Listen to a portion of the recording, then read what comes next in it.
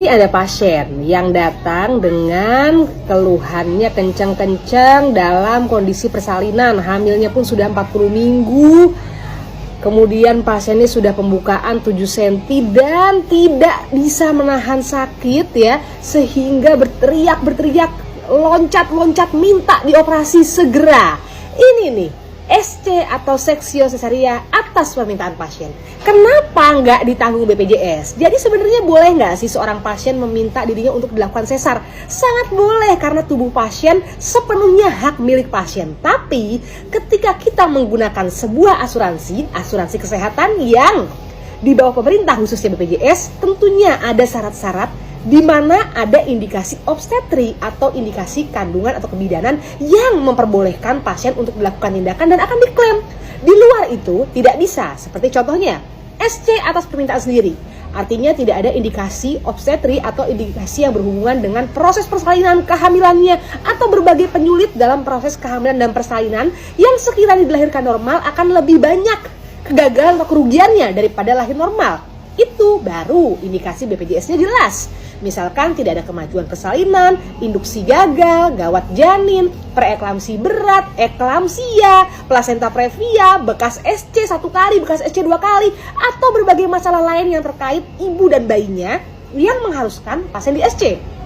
Baru BPJS akan melakukan klaim, artinya klaimnya ditanggung oleh BPJS. Jadi ketika pasien datang, pasien dilakukan tindakan sesar, dokter memberikan diagnosis sesuai dengan partograf dan rincian SOAP dari awal masuk yang menunjukkan bahwa pasien ini memang benar-benar diindikasikan untuk sesar dan memang sesuai dengan indikasi obstetrinya atau indikasi kebidaannya, barulah BPJS akan mengklaim. Tidak semudah itu, perlu proses dari awal masuk ke IGD, diterima di ruang bersalin, pemeriksaan awal yang kita lakukan, pemantauan kehamilannya, persalinannya, sampai partografnya yang membuat pasien ini sampai harus dilakukan sesar. Harus lengkap, barulah BPJS bisa mengklaimnya. Makanya kenapa indikasi atas permintaan sendiri tidak masuk ke dalam indikasi yang ditanggung BPJS. Artinya pasien boleh banget meminta pengen di SC, tapi nggak diklaim BPJS. Artinya pasien harus bayar swasta. Apalagi kalau pasiennya merasa nggak kuat sakit, dok, saya udah capek sakit begini, saya mau dioperasi, pokoknya saya nggak mau tahu. Begitu tahu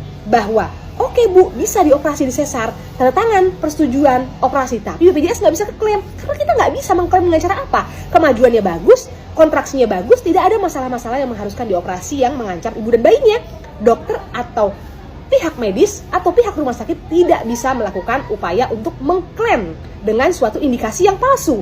Makanya BPJS-nya nggak bisa diklaim dan akhirnya pasien harus bayar swasta atas permintaan sendiri, apalagi kalau alasannya tidak kuat sakit. Nyeri adalah suatu hal yang sangat normal dan sangat wajar pada suatu persalinan. Sangat nyeri, tidak kuat, seperti mau mati. Iya betul, itulah makanya seorang ibu mendapatkan tempat surga. Karena ketika persalinan, seorang ibu harus siap hidup dan siap mati. Kenapa harus lebih siap mati? Ya itu, karena nyeri dan segala komplikasi yang mungkin terjadi pada waktu persalinan akan bisa banget membuat seorang ibu meninggal. Makanya ada pemantauan kehamilan persalinan, apalagi pemantauan tiap jamnya diatur, ada 3 jam, 4 jam, tiap 15 menit kalau memang sudah pembukaan lengkap, dicek detak jantung bayinya gimana. Kenapa? Karena ketika ada kegawatan langsung naik sesar. Nah, ini yang disebut namanya kadang-kadang pasien kurang paham bahwa nggak cuma pasien membayar BPJS setiap bulan, artinya pasti BPJS itu bisa mengklaim. Makanya saran saya sebelum menggunakan BPJS, perhatikan dulu syarat-syarat, ketentuan-ketentuan yang ada dalam BPJS ini apa sih yang diklaim, apa yang nggak diklaim. Kalau kehamilan persalinan, apa yang diklaim, apa yang nggak diklaim.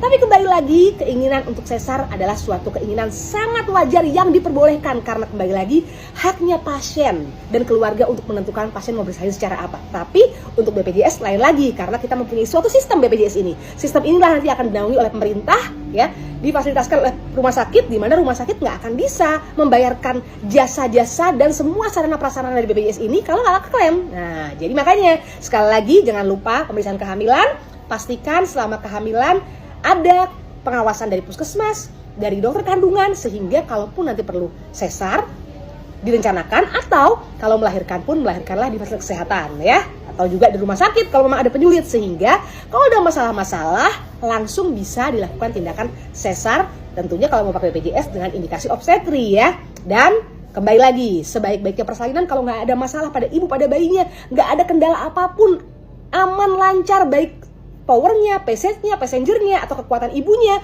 penampang ibunya baik, ya terus kemudian bayinya bagus, semuanya aman, ada kemajuan, ya sebaik-baiknya persalinan normal. Tapi kalau memang ada indikasi dan pasiennya mau minta disesar, ya nggak apa-apa, itu tetap indikasi sesar sendiri, tetap itu adalah hak pasien dan keluarga. Oke, dokter Ami, dadah.